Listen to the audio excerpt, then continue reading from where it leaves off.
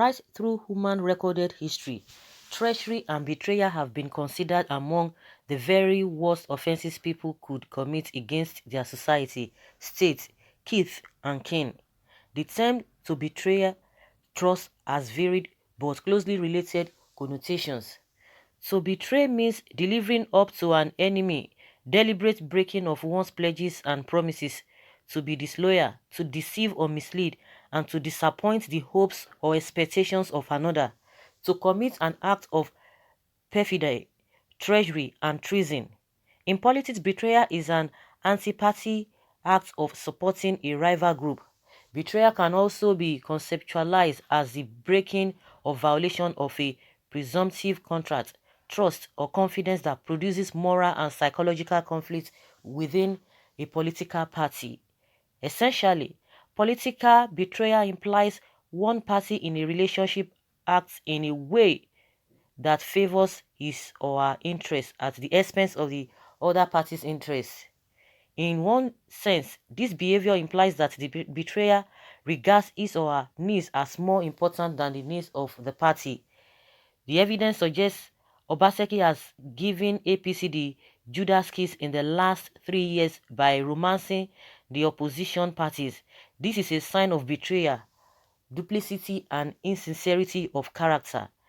The reference is to the kiss Judas Iscariot gave Jesus in betraying him to the authorities, and he that betrayed him had given them a token, saying, "Whomsoever I shall kiss, that same is he," according to Mark 14:44. As a betrayer, in a deeper sense, Obaseki is sending an ominous signal of how little he cares about or values his relationship with APC by felicitating with the opposition parties against APC interests. Obaseki intentional actions will harm his trusted cronies. The most common forms of betrayal are harmful disclosures of confidential information, disloyalty, and dishonesty. He did not care about the trauma and distress that it can cause to his followers. By attempting to defect to the opposition party, Obaseki betrayal will send a shockwave, morbid preoccupation, and damage the self-esteem of his followers. Though this phenomenon is common in the Nigerian polity, where most candidates seem to decamp based on primordial interest and egoistic hedonism, but Obaseki's political oscillation raises a lot of questions about his political loyalty and trustworthiness. Opposition parties who are felicitating with Governor Obaseki must study and learn from his political antecedents. The leopard does not change its spots. The evidence suggests Obaseki is not a team player, he's a self-centered, egoistic, driven person. Hmm. When he took over the reins of government from his predecessor, his public utterances from the onset suggest he was not keen on running an inclusive government. He also made it clear that his government was going to prosecute with the opposition PDP. Okay, he was going to prosecute with the opposition PDP at the expenses of his party's members that worked tirelessly to ensure he became governor of Edo State. True to his words, since he came to power, he has done everything possible to shun and relegate his party membership to the back burner. The conversation, the conversational wisdom suggests his predecessor reached out to the opposition parties to build consensus and win them over in post-elections. These overtures led to many people from the opposition parties decamping to strengthening the ruling party. Nonetheless, Obaseki's political naivety compelled him to efficiously alienate both his party members and those of the opposition simultaneously. This includes shutting the door on almost every party member that made huge sacrifices to make him governor of Edo State. Were it not for his party workers and support, Obaseki's lack of popularity would have resulted in a doomsday scenario, both for him and APC. These factors, coupled with other numerous sins he commits against his party and benefactors, are catalogued below. So before one is forearmed, opposition parties must beware of Obaseki's Judas kiss. A strong caveat emptor is given to any political party that is considering featuring Obaseki for Edo 2020 gubernatorial election. Before you make this crucial decision, learn from the uncountable subversive sins of Godwin Haho Obaseki. Obaseki endorsed Victor Gedium from Rivers State to replace Adams Oshomole from Edo State as the APC national chairman on the 13th of March 2020. Obaseki celebrated the short-lived suspension of Oshomole APC national chairman by the FCT High Court was by on 5th of March 2020. Obaseki revoked the CFO on the properties of Dr. Udubu, Professor Nyovere, Chief Elame, and other APC leaders on the 29th of February 2020. Obaseki blocked both the street entrance and exit to the Benin private residence of Oshomole with Edo State waste management garbage trucks. This was to prevent Oshomole from accessing his house or receiving visitors on 22nd February 2020. Obaseki mobilized thugs to the Benin airport to prevent Oshomole from coming to Benin without his approval on the 22nd of February 2020. Obaseki celebrated when APC lost Bayelsa State to the PDP at the Supreme Court on the 15th of February 2020. Obaseki loyalists bombed the Benin residence of Lawrence Okas on the 10th of February 2020. Obaseki ordered the seal-up of Comrade Osakwonwa Erio's Hotel for the second time on the 7th of February 2020. Obaseki ordered the demolition of the hotel of Comrade Tony Kabaka Adun at Ugbo Road, Benin City on the 5th of February 2020. Obaseki, through his deputy, Philip Shaibu, asked the IG of Police and Director of DSS to arrest Oshomole on the 7th of February 2020. Obaseki thugs bombed the residence of Comrade Osakwonwa Erios at Siloko Road on the 3rd February 2020. Obaseki ordered the police to seal up Okagezan Hall, the initial venue of the Edo Central APC rally on the 1st of February 2020. Obaseki thugs bombed the Benin residence of Chief Francis Inegbenike Uzoya with IED on 1st February 2020. Obaseki thugs spared 77 bullet holes on office floor and windows of Honorable Henry Idahagmo as part of an assassination attempt carried out on the life on the 30th January 2020.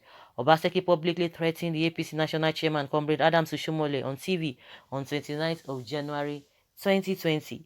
Obaseki loyalists burnt down the venue of APC Edo North rally in Awuchi, destroying chairs, tables, canopies, other equipment and materials on 25th of January 2020. Obaseki celebrated when the tenured appointment of Honorable Samson Osagi elapsed with no further renewal by President Buhari as Executive Director of Marketing and Business Development, Nigeria Communication Satellite Limited on 23rd of December 2019. Obaseki lawyer thugs attacked Professor Julius Iyanvere's constituency office and empowerment program in Owan West local government on the 23rd of December 2019. Obaseki accused Edo APC leaders for the reoccurring fire incidents in several markets in Benin metropolis on 22nd December 2019. Obaseki ordered men of the Nigeria police to seal up Garrick Memorial School to prevent the welcome rally of Pastor Sage Izeyamu back to the APC on the 13th December 2019. Obaseki placed a ban on all political rallies and gatherings in both public and private properties with a threat to revoke the CFOs of such properties on the 13th of December 2019. Obaseki loyalists attacked Oshomole's convoy and NWC members in Benin, causing mayhem, burnt vehicles, set a bonfire on Airport Road, and harassed innocent citizens on the 12th of December 2019. Obaseki ordered Frank Ukiye to illegally declare vacant the seats of 14 APC House of Assembly members elect and asked INEC to organize by-elections on the 3rd December 2019. Obaseki illegally removed from office Honorable Patrick Agunede as chairman Esan West Local Government. He removed Alhaji Yaksin Musa, Alhaji Aremiyu Momo, and Ege Ugbemudia from Esako West, Esako East, and Ego Local Government, respectively, on 8th of October 2019. Obaseki illegally sacked Alhaji Aremiyu Momo from office as chairman Esako East Local Government on the 27th of September 2019. Obaseki filed a case in an FCT High Court Abuja through his lawyer Andrew Adazi Enwata against the nomination of a fellow Edo man, Dr. Pius Odubu, as chairman NDDC, and pray the court to give the position to Delta State on the 3rd of September 2019. Obaseki rejected the nomination of Dr. Pius Odubu and Chief Victor Eghato as chairman and member board of NDDC, respectively, at the South-South Governors Forum in a letter to President Buhari through the APC Ovia North East Local Government Chapter on 29th August 2019.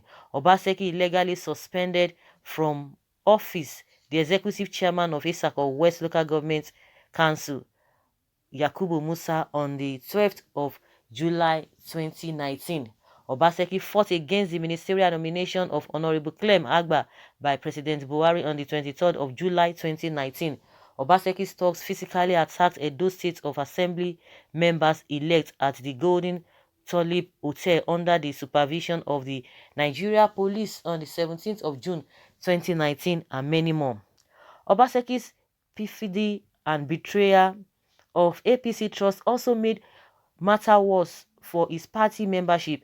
His political antics include blackmailing and maligning both party supporters and his benefactor. His party APC successfully secured all 24 seats in the Edo State House of Assembly's election. Instead of celebrating victory and planning how to deliver the dividends of democracy to both their supporters and non-supporters alike, Obaseki bizarrely decided to divide his party into two factions. He did this by selecting a handful of Edo State House of Assembly to inaugurate in the middle of the night.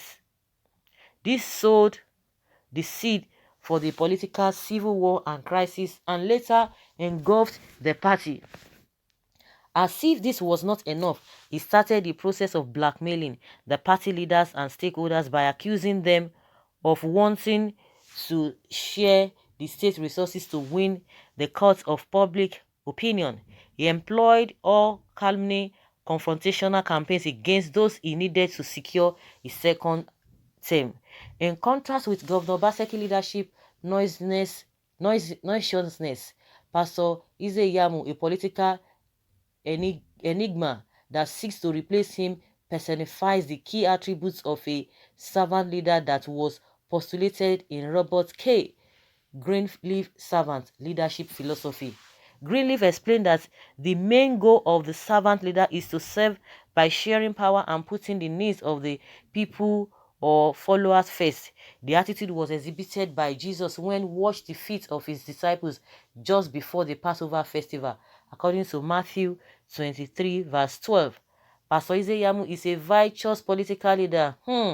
He is straightforward, relational, trustworthy, consultative, and takes responsibility for his actions and decisions. He does not criticize or blame others for his culpabilities. He is erudite, sagacious, and a visionary political leader. He recognized the importance of the principles of party supremacy, good governance, and representative democratic leadership. His carefully crafted, simple agenda, a manifesto for hope, will accelerate the transformation of Edo State industrialization. He is well respected for his exceptional optimism, boldness, and doggedness. He is a political veteran and chief strategist. Since the campaign from PDP to APC, he has invigorated the party grassroots and assured the relevance and critical roles of the top party echelon in government. He has extraordinary leadership abilities, excellent communication competence, infectious charisma, and emotional intelligence. He has exceptional listening skills, which enable him to relate to all and sundry. His gentility, fastidiousness, and approachableness have won him admirations, respect, and following from across the length and breadth of Edo State and Nigeria as a whole.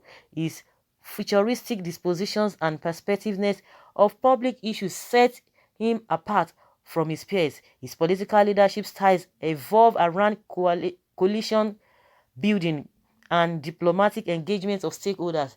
He has a natural magnetism and likability that inspires and motivates people to action. Is a genuine, persuasive, and forthright with his followers, colleagues, and leaders. He also finds a lasting solution to issues where others are consumed with firefighting and begrudging Herculean tasks of challenges.